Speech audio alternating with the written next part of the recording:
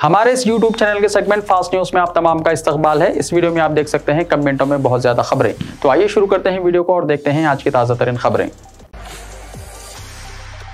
हैदराबाद में एक खानदान की इज्तिमाई खुदकुशी। शहर के चंदानगर इलाके में एक खानदान ने खुदकुशी कर ली। मरने वालों में शौहर, बीवी, 2 बच्चे शामिल हैं। मुकामी लोगों का कहना है कि गुज़िश्ता जुमे से उनके मकान का दरवाजा बंद था। आज सुबह घर से आने वाली बदबू की वजह से मुकामी लोगों ने जाकर दरवाजा खटखटाया। दरवाजा ना खुलने पर वो दरवाजा तोड़कर अंदर दाखिल हुए। घर में नागा राजू, उसकी बीवी सुजाता के साथ उनके बच्चों रमिया श्री और टुल्लू की नाशें पड़ी हुई थी। ऐसा लगता है कि खुदकुशी की वजह खानदानी झगड़ा है। मुकामी लोगों की शिकायत पर पुलिस ने मौके पर पहुंचकर मुकदमा दर्ज करके तफ्तीश शुरू कर दी है।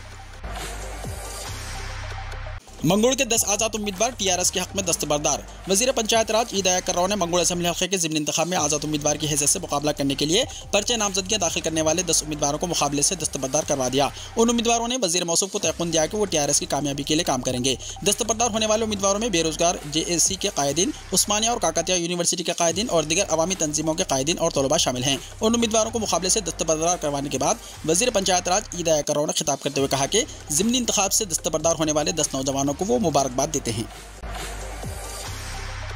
शराब स्कैम के बाद अब हॉस्पिटल बेड स्कैम, टीआरएस की मुश्किलात में इजाफा।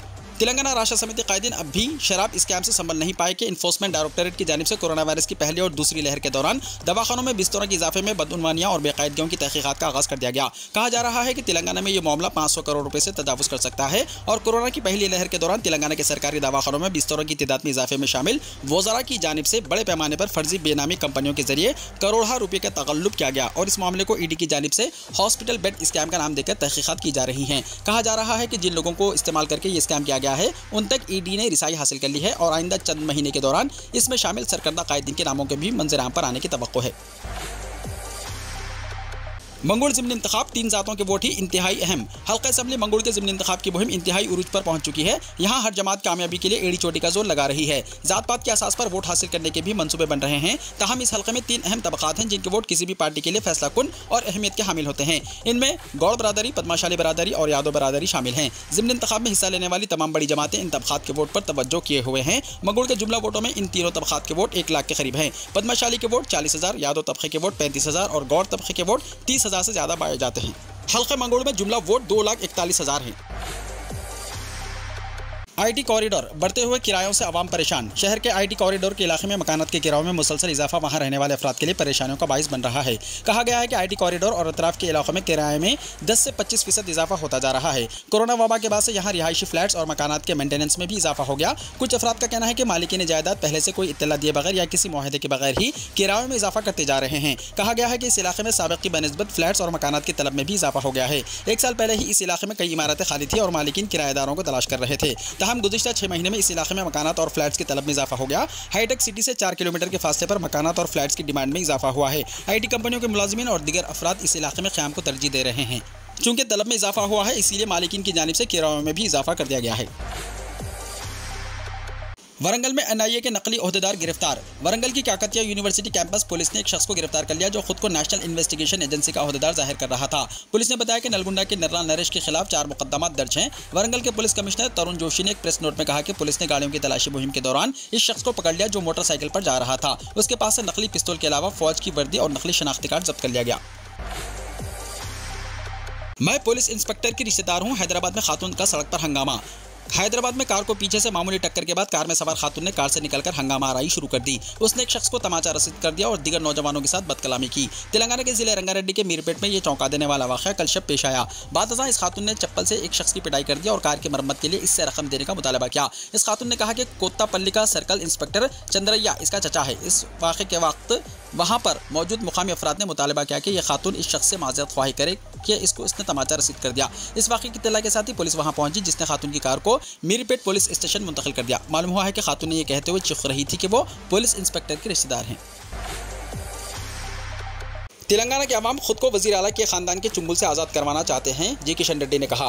मरकजी वज़ीर सयाहत जी किशन रेड्डी ने कहा कि तेलंगाना के हल्का असेंबली मंगोड़ का ज़िमनी इंतखाब अहम बन गया है क्योंकि तेलंगाना के अवाम खुद को वज़ीर आला के चंद्रशेखर राव के खानदान के चुंगल से आज़ाद करवाना चाहते हैं। किशन रेड्डी ने कल शब मंगोड़ मंडल के कस्तामापुर में बीजेपी उम्मीदवार राजगोपाल रेड्डी की इंतखाबी मुहिम में हिस्सा लिया। उन्होंने राय दहिंदों से ख्वाहिश की है कि वो जाफरानी जमात के उम्मीदवार को कामयाब बनाएं। उन्होंने अवाम पर जोर दिया कि वो के चंद्रशेखर राव के खानदान को मुस्तरद कर दे जो आमिराना तर्ज पर तेलंगाना में हुकूमत चला रहे हैं और बड़े पैमाने पर रिश्वतखोरी में मुलव्विस हैं। कोविड टीका इजाद करने पर वजीर आजम को नोबल इनाम दिया जाना चाहिए, केटीआर ने कहा। वजीर आजम नरेंद्र मोदी के कारनामों बशमूल कोविड टीकों की तशहीर पर बीजेपी पर तनकीद करते हुए टीआरएस के कारगुजार सदर और वजीर सनते तारक रामाराव ने तंजिया तौर पर वजीर आजम को नोबल इनाम देने का मुतालबा किया। तारक रामाराव ने मरकजी वजीर सयाहत जी किशन रेड्डी के इस बयान के बाद ये तंजिया रिमार्क किया, जिसमें उन्होंने दावा किया था कि नरेंद्र मोदी ने बाहिम्मत तरीके से कोविड का टीका इजाद किया। ट्विटर पर यह वीडियो वायरल हो गया, जिसमें मरकजी वजीर को यह कहते हुए सुनाया गया कि हमारे मुल्क के वजीर आजम नरेंद्र मोदी ने बाहिम्मत तरीके से कोविड का टीका इजाद किया। इस वीडियो पर रद्देमल जाहिर करते हुए तारक रामाराव ने ट्वीट किया, आइए हम मुतालबा करें कि मेडिसिन या साइंस में मोदी जी को नोबल इनाम दिया जाए, क्योंकि बज़ाहिर मोदी ने कोविड का टीका बाहिम्मत तरीके से इजाद किया। मंगोल असेंबली हल्के में बीजेपी लीडर की कार से 1 करोड़ रुपए जब्त। करीमनगर जिले के एक काउंसलर के शौहर से पूछताछ। तेलंगाना के मंगोल असेंबली हल्के में पुलिस ने एक बीजेपी लीडर की कार से 1 करोड़ रुपए जब्त कर लिए। यह नकदी उस वक्त जब्त की गई जब पुलिस मंगोल मंडल में चंपलेडा चेक पोस्ट पर गाड़ियों की तलाशी ले रही थी। करीमनगर जिले के एक बीजेपी काउंसलर के शौहर की गाड़ी में यह रकम मुंतकिल की जा रही थी। पुलिस इस रकम को जब्त करते हुए काउंसलर के शौहर को हिरासत में ले लिया और इससे तफ्तीश की जा रही है। तेलंगाना एमसेट दूसरे मरहले में सीटें allot. Telangana state engineering agriculture और मेडिकल कॉमन एंट्रेंस टेस्ट 2022 के दूसरे मरहले में सीटों के अलॉटमेंट के बाद इंजीनियरिंग की 14,202 सीटें मखलूआ हैं। दूसरे मरहले में इतवार को सीटों का अलॉटमेंट हुआ। दूसरे मरहले में जुमला 35,338 सीटें दाखिलों के लिए दस्तियाब थी। दूसरे मरहले के अलॉटमेंट के बाद जुमला 14,202 सीटें खाली रह गई हैं। दूसरे मरहले में सीटें पाने वाले तलबा को वेबसाइट tsmset.nic.in पर ऑनलाइन सेल्फ रिपोर्टिंग करनी होगी और 18 अक्टूबर से पहले फीस अदायगी करनी होगी। अगर उम्मीदवार सेल्फ रिपोर्टिंग नहीं कर पाते हैं या फिर मुकर्ररा वक्त से पहले फीस अदायगी से खासे रहते हैं तो उनको जो सीटें अलॉट की गई हैं वो मनसूख हो जाएंगी। उम्मीदवारों को आखिरी मरहले की काउंसलिंग के बाद अलॉट करदा कॉलेज को रिपोर्ट करना होगा। बीजेपी लीडर सुब्रमण्यम स्वामी ने कहा, वजीर आजम मोदी जाहिल हैं। साबिक मरकजी वजीर और सीनियर बीजेपी लीडर सुब्रमण्यम स्वामी ने यह नतीजा अख्ज़ किया है कि जब तक मरकज में मोदी हुकूमत है मुल्क की मईशत में बेहतरी नहीं आएगी। उन्होंने कहा कि मोदी मईशत के मामले में जाहिल है और निर्मला का इल्म माइनस लेवल पर है। उन्होंने इस एतमाद का इजहार किया कि अगर मुल्क को सही क़यादत मिल गई तो वो चीन के मुआशी निज़ाम पर काबू पाकर 25 सालों में अमेरिका की सतह पर पहुंच जाएगा। उन्होंने कहा कि कांग्रेस के पास मोदी को हटाने की ताकत नहीं है और पार्टी का कोई मुस्तकबिल नहीं है। उन्होंने कहा कि मौजूदा हालात में मुल्क को जमहूरी सिफात की हामिल नई क़यादत की ज़रूरत है। उन्होंने कहा कि तेलंगाना के चीफ मिनिस्टर केसीआर के पास अच्छे ख्यालात हैं और इन पर अमल आवारी का मंसूबा है। कर्नाटका में मलाली मस्जिद तनाज़ा, अदालत का फैसला हुआ महफूज। कर्नाटका की एक अदालत ने मलाली मस्जिद तनाज़े पर अपना हुक्म 9 नवंबर के लिए महफूज कर लिया। खबर रिसा एजेंसी IANS के मुताबिक बेंगलुरु में तीसरी एडिशनल सिविल कोर्ट ने हुक्म महफूज करने के बाद मस्जिद के अहाते की मौजूदा हैसियत को बरकरार रखने की हिदायत दी। हिंदुत्व तंजीमों ने वाराणसी की ज्ञानवापी मस्जिद की तर्ज पर मस्जिद का सर्वे कराने का मुतालबा करते हुए अर्जी दाखिल की है। इसको चैलेंज करते हुए मस्जिद की इंतजामिया और मुस्लिम तंजीमों ने दलील दी है कि अदालत के पास इस मामले को देखने का दायरा इख्तियार नहीं है। अदालत पीर को इस सिलसिले में फैसला सुनाने वाली थी। अर्जी गुजारों में से एक विश्व हिंदू परिषद ने कोर्ट कमिश्नर की तकर्रुरी और मलाली मस्जिद में सर्वे कराने का मुतालबा किया। मस्जिद इंतजामिया का कहना है कि VHP के अर्जी को खारिज किया जाना चाहिए। अदालत ने दलाइल और जवाबी दलाइल रिकॉर्ड कर लिए। मोदी ने किसानों के खातों में भिजवाए 16,000 करोड़। वजीर आजम नरेंद्र मोदी ने पीर को 2 रोज़ा PM किसान सम्मान सम्मेलन 2022 का इफ्तिताह किया और कहा कि मुल्क भर के किसानों को 16,000 करोड़ रुपए की 12वीं किस्त भेजी गई है। PM मोदी ने कहा कि PM किसान के तहत हिंदुस्तान भर के किसानों को 16,000 करोड़ रुपए की 12वीं किस्त भेजी गई है। हिंदुस्तान में दाखिल हुआ ओमिक्रॉन BF7। दिवाली से पहले कोरोना की नई लहर ने तशवीश पैदा की। माहिरीन ने किया मुतनब्बह। एक तरफ जहां ताज़ा कोविड मामलों में गिरावट दर्ज की जा रही है, वहीं दूसरी तरफ अब मजीद एक खतरा मंडरा रहा है। एक नया ओमिक्रॉन सब वेरिएंट मुल्क में खतरा पैदा करता हुआ दिखाई दे रहा है। कुछ रिपोर्ट्स के मुताबिक गुजरात बायोटेक्नोलॉजी रिसर्च सेंटर के जरिए BF7 के पहले मामले का पता लगाया गया है। ये नया ओमिक्रॉन वेरिएंट भी इंतहाई मुतअद्दी माना जाता है और इसमें ज्यादा इन्फेक्शन की सलाहियत होती है। बताया जा रहा है कि कोरोना वायरस के ओमिक्रॉन वेरिएंट के कुछ सब वेरिएंट्स मिले हैं जो कई ममालिक में नए मामले बढ़ने की वजह बन रहे हैं। फिक्र की बात यह है कि इसमें से एक वेरिएंट हिंदुस्तान में भी घुस चुका है। ऐसा माना जा रहा है कि ये वेरिएंट सर्दियों में एक बार फिर कोरोना का खतरा बढ़ा सकते हैं। कांग्रेस कौमी सदर का इलेक्शन अख्ताम पजीर। 9,500 लोगों ने डाला वोट। 19 को आएगा नतीजा। कांग्रेस सदर ओहदे के इलेक्शन के लिए पीर को वोटिंग मुकम्मल हो गई। ऑल इंडिया कांग्रेस कमेटी के सदर दफ्तर के साथ साथ 65 मुकामात पर वोटिंग मराकिज बनाए गए थे जहां डेलीगेट्स ने वोट डाले। सदर ओहदे के इलेक्शन के लिए मल्लिकार्जुन खड़गे और शशि थरूर आमने सामने हैं। कांग्रेस सेंट्रल इलेक्शन अथॉरिटी के सरबराह मधुसूदन मिस्त्री ने प्रेस कॉन्फ्रेंस करके वोटिंग की जानकारी दी। उन्होंने बताया कि कांग्रेस कौमी सदर के लिए हुई वोटिंग में आज 9,500 नुमाइंदों ने वोटिंग की। कुल मिलाकर 96% वोटिंग रियासतों में हुई। इस दौरान कोई नाखुशगवार वाक़या पेश नहीं आया। गुजरात की इंतखाबी मुहिम में जाने से रोकने के लिए मेरी गिरफ्तारी की तैयारी सिसोदिया ने कहा। दिल्ली के नायब वज़ीर आला मनीष सिसोदिया ने कहा कि उन्हें गुजरात की इंतखाबी मुहिम में शामिल होने से रोकने के लिए एक फर्जी केस में मुझे गिरफ्तार करने की तैयारियां जारी हैं। सिसोदिया ने नए एक्साइज पॉलिसी के घोटाले केस में सीबीआई के सामने पेश होने से पहले पीर के रोज कई ट्वीट्स किए। उन्होंने कहा कि मेरे खिलाफ सरासर झूठा मुकदमा कायम करके मुझे गिरफ्तार करने की तैयारी है। मुझे आने वाले दिनों में इंतखाबी मुहिम के लिए गुजरात जाना था। ये लोग गुजरात में बुरी तरह हार रहे हैं। उनका मकसद मुझे गुजरात की इंतखाबी मुहिम में जाने से रोकना है। आम आदमी पार्टी के सीबीआई दफ्तर के बाहर एहतजाज, संजय सिंह हिरासत में। आम आदमी पार्टी के रुकने पार्लियामेंट संजय सिंह को दिल्ली पुलिस ने हिरासत में ले लिया है। आम आदमी पार्टी के रहनुमा संजय सिंह कारकुनों के साथ दिल्ली के नायब वज़ीर आला मनीष सिसोदिया से सीबीआई की पूछगछ के खिलाफ एहतजाज कर रहे थे। आपको बताते हैं कि मुबैना शराब घोटाला मामले में सीबीआई की टीम 11:30 बजे से मनीष सिसोदिया से पूछगछ कर रही है और आप लीडर सीबीआई हेडक्वार्टर के बाहर एहतजाज कर रहे थे। दिल्ली पुलिस ने संजय सिंह के साथ आम आदमी पार्टी के एमएलए दुर्गेश पाठक को भी हिरासत में ले लिया। दूसरी जानिब अरविंद केजरीवाल ने मनीष सिसोदिया को सुपर हीरो करार दिया है।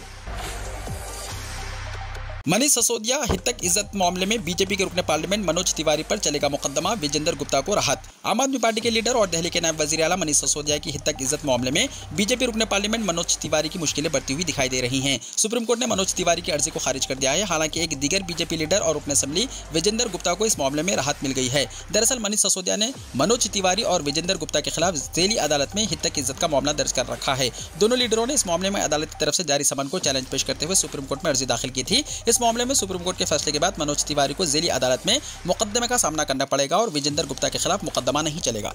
वाज़ेह है कि दिल्ली में स्कूल की इमारत तामीर मामले में मुबैना घोटाले को लेकर दोनों बीजेपी लीडरान ने मनीष सिसोदिया पर इल्जामात आयद किए थे। मोदी धनतेरस पर 4.5 लाख लोगों को देंगे घर का तोहफा। 2 महीने में वज़ीर-ए-आज़म नरेंद्र मोदी का तीसरा प्रोग्राम मध्य प्रदेश में होने जा रहा है। कन्वेंशनल पार्क में चीतों को छोड़ने और उज्जैन में श्री महाकाल लोक का इफ्तिताह करने के बाद अब वज़ीर-ए-आज़म मोदी धनतेरस पर मध्य प्रदेश के 4.5 लाख लोगों को घर में दाखिला देने वाले हैं। वज़ीर-ए-आज़म नरेंद्र मोदी धनतेरस यानी 22 अक्टूबर 2022 को 4.5 लाख लोगों के अपने घर के ख्वाब को पूरा करने जा रहे हैं। मोदी प्रधानमंत्री आवास योजना के प्रोग्राम में शामिल होंगे और अमली तौर पर सतना जिले के लोगों से भी जुड़ेंगे। नाइजीरिया में सैलाब, 600 से ज़्यादा अफराद हलाक, 1.3 मिलियन लोग बेघर हो गए हैं। नाइजीरिया में तबाहकुन सैलाब ने मुल्क को माजूर बना दिया है और 600 से ज़्यादा अफराद हलाक और लाखों बेघर हो गए हैं। डिजास्टर मैनेजमेंट के वजीर के मुताबिक मगरबी अफ्रीकी मुल्क में हालिया सैलाब एक ज़बरदस्त आफत बन गया है क्योंकि ज़्यादातर रियासतें मुतअद्दिद इंतबाहात के बावजूद पूरी तरह तैयार नहीं थी। नाइजीरिया की वजीर बराए इंसानी उमूर और डिजास्टर मैनेजमेंट सादिया उमर फारूक ने इतवार को एक प्रेस कॉन्फ्रेंस की और मुकामी हुक्काम से कहा कि वो इंतहाई ज़्यादा खतरे वाले इलाकों में रहने वाले लोगों को वहाँ से निकालें। नाइजीरिया में एक दहाई में आने वाला यह बदतरीन सैलाब है। सैलाब की वजह से 10 लाख से ज्यादा लोग अपना घर बार छोड़कर पनाह गाहों में मुंतकिल हो गए हैं, जबकि 2 लाख से ज्यादा घर तबाह हो चुके हैं। इमरान खान ने पाकिस्तान के ज़िमनी इंतखाबात में अक्सरियती सीटें जीत लीं। पाकिस्तान के साबिक़ वज़ीर आज़म इमरान खान की ज़ेर क़यादत पाकिस्तान तहरीक इंसाफ यानी पीटीआई ने इतवार को होने वाले ज़िमनी इंतखाबात में कौमी असम्बली की कुल 8 में से 6 सीटों पर कामयाबी हासिल कर ली। पीटीआई ने कौमी असम्बली की 7 सीटों पर इंतखाब लड़ा था और 6 में क्लीन स्वीप किया था, जिनमें पेशावर और मर्दान और कहानेवाल की सूबाई असम्बली की सीटें शामिल थीं। वीडियो को लाइक शेयर कीजिए और हमारे इस YouTube चैनल को सब्सक्राइब करते हुए इसके बेल आइकॉन को भी प्रेस कर लीजिए ताकि ऐसी ही ताज़ा तरीन खबरों का नोटिफिकेशन सबसे पहले आपको मिलता रहे।